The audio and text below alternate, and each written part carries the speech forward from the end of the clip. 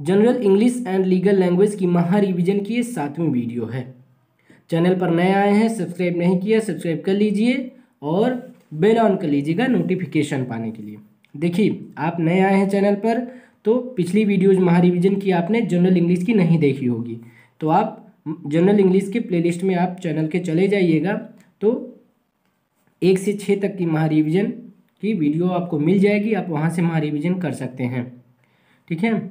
और इसके बाद जो है जो वीडियोस आएंगी टैक्सेशन लॉ की, जनरल इंग्लिश की, जो भी LLB 6 सेमेस्टर की, तो जैसे जनरल इंग्लिश और टैक्सेशन लॉ की अच्छे से रिवीजन हो चुका है तो इसका सैम्पल पेपर, एक मॉडल पेपर तैयार करेंगे और वो आप लोगों को प्रोवाइड कराएंगे। आप लोग उसमें जो है देख लीजिएगा अपने आप को कि आपका कितना तैयार हो गया है, ठीक है। तो आप अपने आप से आंसर लगाइएगा, हम सॉल्व देंगे वीडियो में 100 क्वेश्चन की। तो चलिए अब क्वेश्चंस पर चलते हैं, वीडियो की शुरुआत करते हैं। वीडियो को लाइक नहीं किया कर दीजिए, शेयर कर दीजिए दोस्तों के बीच। पहला क्वेश्चन आपके सामने है, राजभाषा नियम 1976 द्वारा संपूर्ण भारत में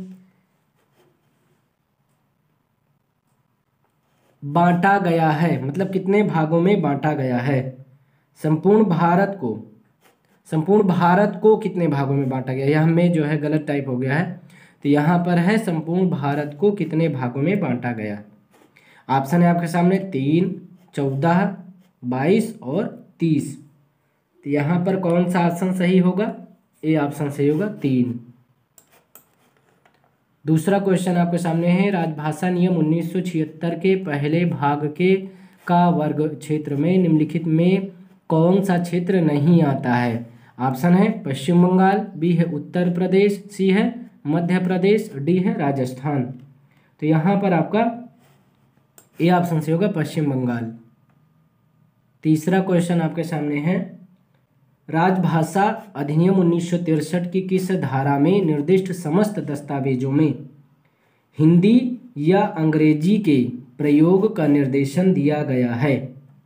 ऑप्शन है उपधारा 2, बी है उपधारा 3, सी है उपधारा 7, डी है उपधारा 9। तो यहाँ पर कौन सा ऑप्शन सही होगा? उपधारा 3।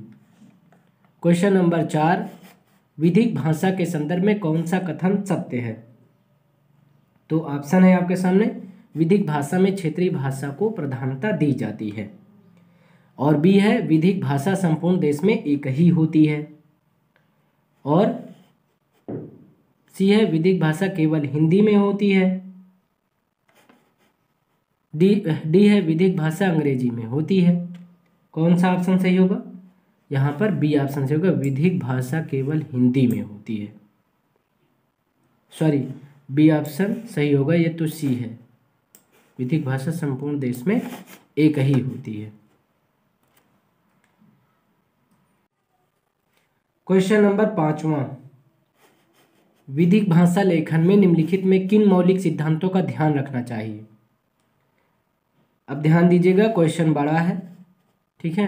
इसमें कूट दिए गए हैं, कूट के अनुसार आपको आंसर देना है। 1 नंबर है विधिक भाषा स्पष्ट और असंदिग्ध हो। दूसरा है इसको समझ कर, इस क्वेश्चन को समझ करके आपको आंसर देना है, ठीक है, अपने आप से समझ करके आंसर देना है। अनेकों अर्थों वाले शब्दों का विधिक भाषा में प्रयोग करना चाहिए।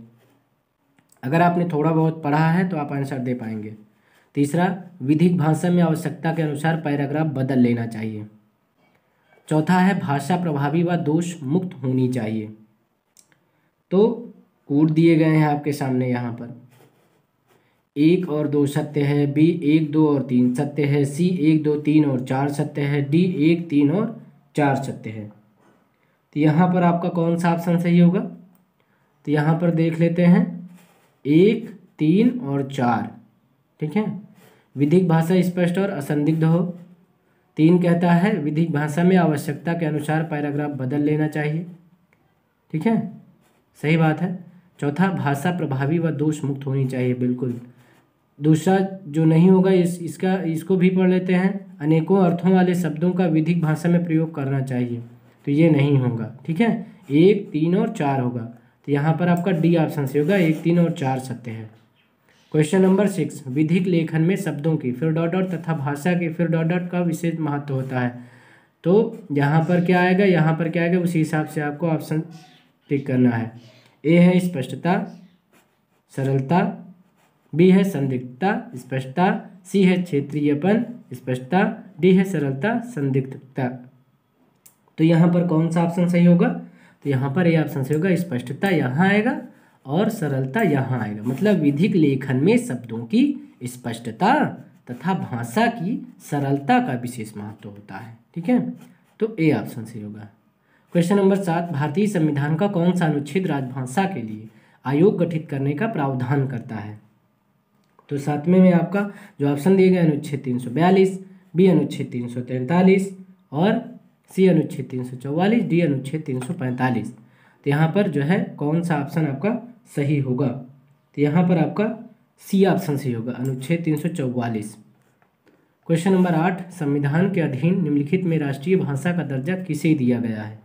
ऑप्शन है आपके सामने, हिंदी, अंग्रेजी, उर्दू, किसी भाषा को राष्ट्रीय भाषा का दर्जा नहीं दिया गया है। तो डी ऑप्शन सही होगा। क्वेश्चन नंबर 9, राजभाषा के संदर्भ में कौन सा कथन सत्य है। ऑप्शन है, राज्य के कामकाज की भाषा राजभाषा है, बी है राजभाषा का तात्पर्य राष्ट्रीय भाषा से नहीं है, सी ए और बी दोनों कथन सत्य हैं, डी इनमें से कोई नहीं।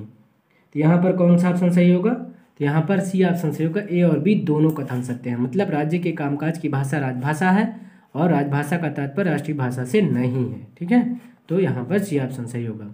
10 नंबर, मधुलिमय बनाम वेद मूर्ति, एयर का मतलब अब बताओ यहाँ पर क्या होगा फुल फॉर्म में, तो ऑल इंडिया रिपोर्टर होगा। ठीक है, तैयार कर लेना फुल फॉर्म्स। एससी का मतलब सुप्रीम कोर्ट। ठीक है, तो इस तरह जो बात दिया गया है, ठीक है, इसी तरह लिखा रहता है। ठीक है, तो एयर 1971, एससी 2608 आप लोगों ने भी पढ़ा होगा। ठीक है, तो इनका फुल फॉर्म तैयार कर लेना अगर न तैयार हो तो।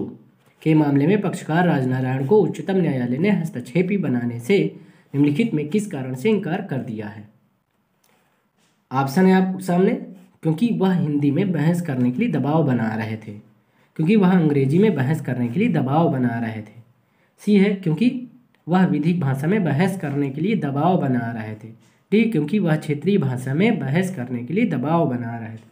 यहाँ पर कौन सा ऑप्शन आपका सही होगा, तो यहाँ पर ए ऑप्शन सही होगा, क्योंकि वह हिंदी में बहस करने के लिए दबाव बना रहे थे। नेक्स्ट क्वेश्चन, क्वेश्चन नंबर 11, विधिक भाषा के साथ विधि के ज्ञान की जानकारी अर्जित करने को क्या कहा जाता है।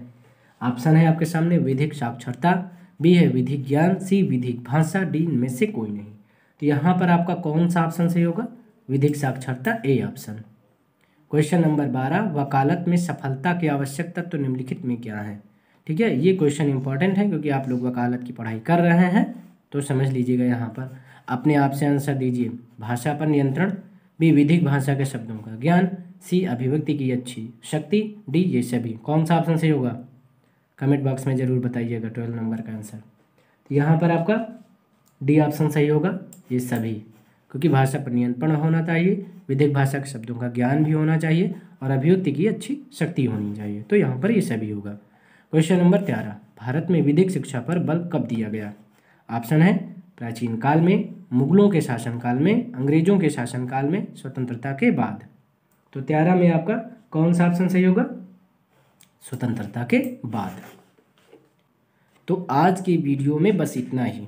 चैनल पर नया है, अभी तक सब्सक्राइब नहीं किया तो कर लीजिए और बेल ऑन कर लीजिएगा नोटिफिकेशन पाने के लिए, और वीडियो को शेयर भी कर दीजिएगा दोस्तों के बीच। और दिवाली है आज, इस वीडियो में भी आप सभी को दिवाली की ढेर सारी शुभकामनाएं। हैप्पी दिवाली आप सभी को, हमारे चैनल की तरफ से, हमारी तरफ से, हमारे पूरे परिवार की तरफ से। आप सभी लोग दिवाली को खूब अच्छे से मनाएं अपने परिवार के साथ, अपने माता पिता के साथ। तो आज के लिए बस इतना ही साथियों, अब हम आपसे नेक्स्ट वीडियो में मिलेंगे। धन्यवाद।